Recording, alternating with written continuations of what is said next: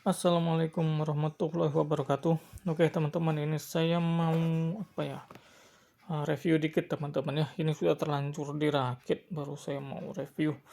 Ini mubuin teman-teman, gigabyte ya. Nih gigabyte teman-teman. H510M KV2. Oke teman-teman, jadi ini seperti inilah untuk mubunya teman-teman ya. Jadi dia itu untuk prosesornya ini memakai Gen 10 teman-teman ya. Di informasinya Gen 10, untuk Gen 11 belum tahu teman-teman, biarpun satu soket ada yang tidak support, artinya dia harus update BIOSnya. Tapi ini kita cobakan Gen 10 dan dia belum sempat install ya. Tapi informasi yang kami terima ini Gen 10.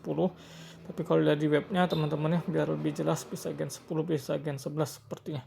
Kemudian dia ada slot RAM 2 teman-teman, 2 saja slot RAM-nya, jadi tidak 4 ya, seri M ya. Kemudian untuk ini konektor SATA-nya ini cuman 2 juga teman-teman nih.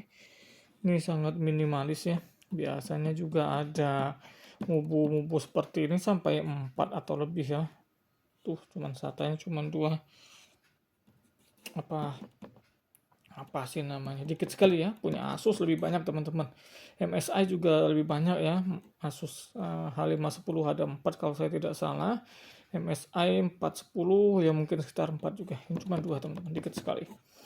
Kemudian ini ada NVMe ya, ada slot NVMe.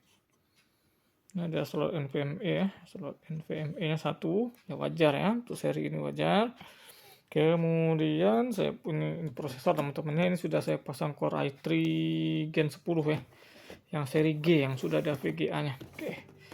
Kemudian teman-teman untuk ATX-nya, untuk PSU-nya ini pakai yang 8 pin, tapi pakai 4 pin juga bisa ya, masih bisa ya. Masih bisa pakai 4 pin. Ini pakai 8 ya, lebih bagus ya, lebih cocok dengan mobonya. Kemudian ini di belakang ada HDMI, USB 2 teman-teman, kemudian USB 3, ini kemudian LAN ya, sama USB 2, ini sound. Jadi total USB-nya itu ada 6, 2, ini LAN, sound, sama HDMI teman-teman, HDMI ya. Jadi ini tidak punya VGA ternyata teman-teman. Wah ya teman-teman ya, kalau tidak punya VGA ini akan buat masalah baru untuk yang masih menggunakan monitor dan tidak ada colokan HDMI-nya teman-teman ya. Jadi kalau mau beli seri ini lihat dulu teman-teman ya, dipikirkan dulu benar-benar teman-teman ya.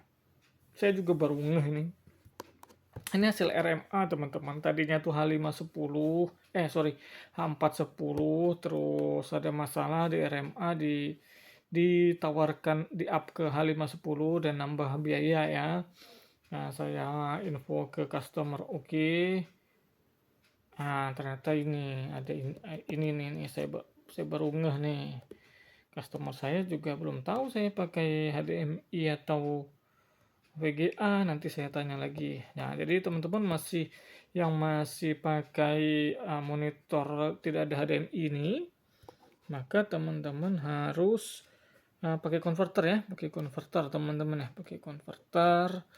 Kemudian ya untuk yang ininya ya, untuk ini jangan takut teman-teman, pakai PSU yang 4 pin juga tidak apa-apa ya. Secara fisik sih oke ya, karena masih baru ya, masih bersih teman-teman.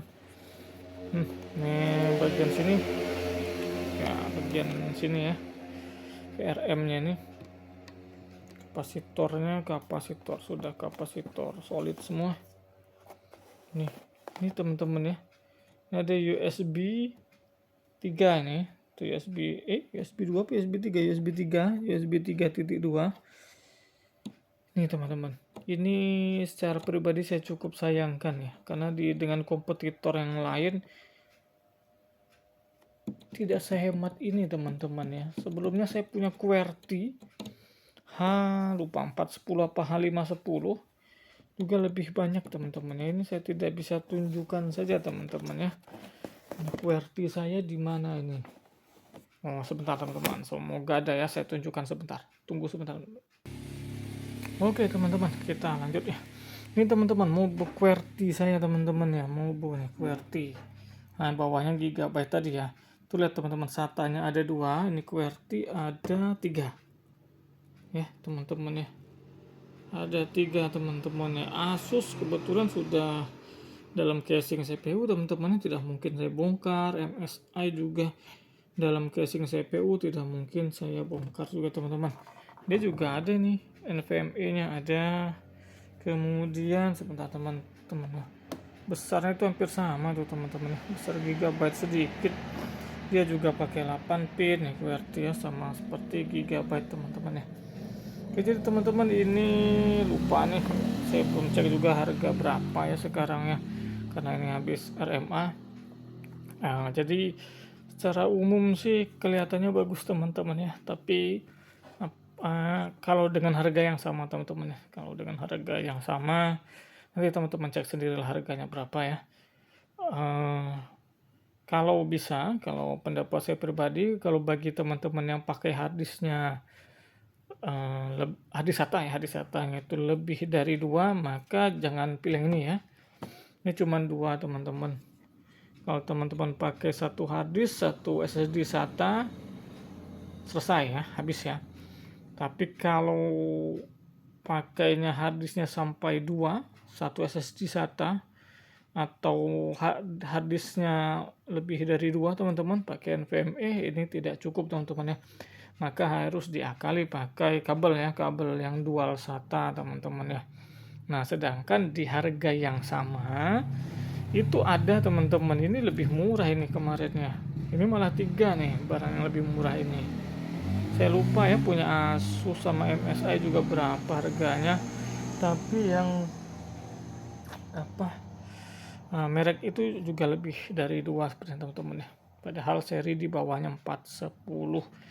Yang Asus 510 diinformasikan bisa Gen 11 teman-teman ya. Sudah dites, sudah bisa, ini belum. Ini belum saya tes Gen 11, saya baru mau coba ini Gen 10-nya. Dan ternyata seperti ini teman-teman ya. Fisiknya bagus ya. Untuk performa ya mungkin standar-standar saja seperti ini. Tapi kalau untuk kelengkapan apa sih namanya itu, ini ya komponen itu, untuk nyolok komponen ini saya cuman ini sih minusnya ya, yang lainnya tidak. Nah nanti apa tahu yang hobi ngedit ya teman-teman ya, yang hobi ngedesain, nanti OS-nya di sini, nanti ada harddisk satu khusus apa foto, harddisk satu khusus video, harddisk satu lagi khusus kumpulan software, misalnya seperti itu.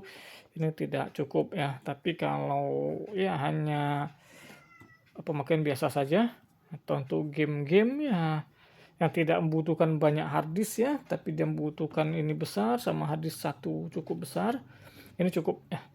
Secara umum ini sih cukup ya. Ini hanya kurangnya bagi yang butuh banyak ini soket SATA teman-teman ya. Kalau hanya butuh ini dan nggak cukup ya sudah, ini saja teman-teman. Oke, itu saja teman-teman, semoga bermanfaat review mendadaknya nih, semoga bermanfaat. Wassalamualaikum warahmatullahi wabarakatuh.